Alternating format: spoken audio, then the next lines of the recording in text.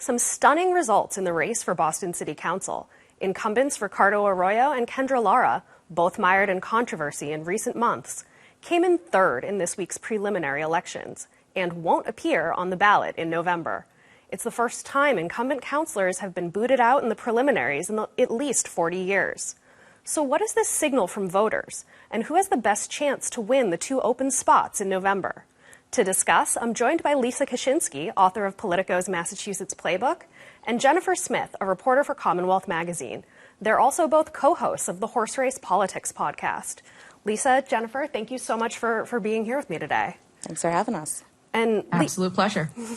Lisa, I want to start with you because you were actually on hand at Kendra Lara's campaign event on Tuesday night when we found out that she wasn't going to advance past the preliminary. What was the mood like there? It was a small gathering, and I think the mood, folks, quite honestly, were shocked.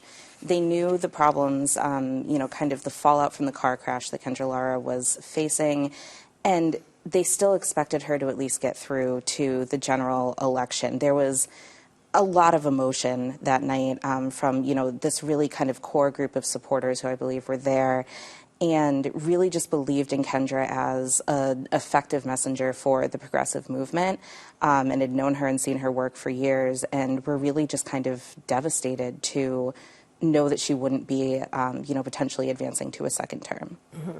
And in the days since Tuesday's election, Jennifer, you've been reporting on how Boston Mayor Wu reacted, what she had to say about it this week. What did the mayor and maybe some of the other political power players in Boston's progressive and broader circles have to say about this?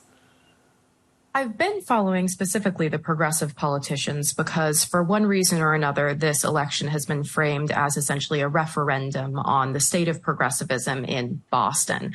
So Mayor Michelle Wu, when asked about this, essentially made a fairly, I think, reasonable point that both of the candidates who actually came out on top in both of these races also, as she put it, define themselves as progressives in the way that many people would define her as a progressive, specifically saying they're trying to bring about needed change, wanting to be in a progressive agenda and pushing kind of for what's needed and not settling for the way things have been done. So Michelle Wu didn't, for instance, speak directly about being happier than anyone might expect that her endorsed candidate, Enrique Pepin, came out on top in District 5, but again, was talking about it sort of in terms of if you came out and you were looking for a progressive candidate, it seems that progressive candidates did end up coming out on top. You also saw some basically very, very elated response from former city councilor and now state senator Lydia Edwards,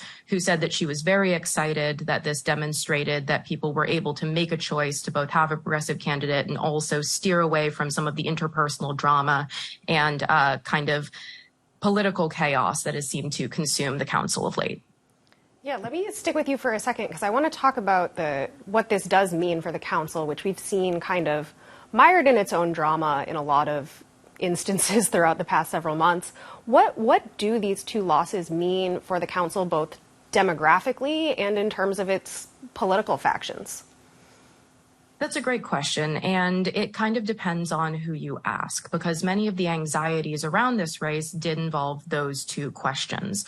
From one perspective, of course, Kendra Lara's loss means that the council will be losing a black woman, a young black woman who is, of course, openly a socialist, and replacing her with either an IT director in William King, who is also a black man, or Ben Weber, who is a labor attorney, but would be a white man that would be entering the council.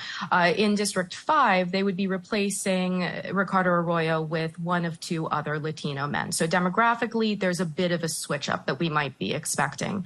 Ideologically, and this is really important, of course, is the city council is objectively more progressive and more left-leaning than it has ever been in its history. And that means that you've seen essentially a four-person, very progressive bloc that includes both of the now ousted incumbents and also Councillor Julia Mejia and Councillor Tanya Fernandez Anderson, as opposed to a more moderate or conservative bloc that you can also see with often mostly white Irish councillors, though not in its entirety. And so these blocs do kind of move around with a sort of general liberal, somewhat progressive center. It looks like there's a possibility, depending on if the progressives end up winning and making it through, that you might see more of a boosting out of that middle block, which is fairly liberal, but doesn't, for instance, identify itself as a very, very left-leaning block. Right. Interesting. And Lisa, when we're talking about these three, or the city council preliminary, before it happened, Councilor Tanya Fernandez Anderson's race was kind of grouped in with the Lara and Arroyo seats as one to watch. Like Arroyo, she admitted to an ethics violation, and she's another outspoken progressive. What was different about her race that she made it through? And quite frankly, it was just the kind of caliber of the candidates, so to speak, with that race. She was facing, most prominently two kind of perennial also ran candidates, one of whom had made it onto the council before, but they were, kind of more, more conservative leaning and just weren't really running, kind of the more mainstream campaign that the challengers against Kendra Laras and Ricardo Arroyo were. So where did the progressives, the organizations, the advocates, the regular citizens and voters who were with Arroyo and Lara, where did they go from here?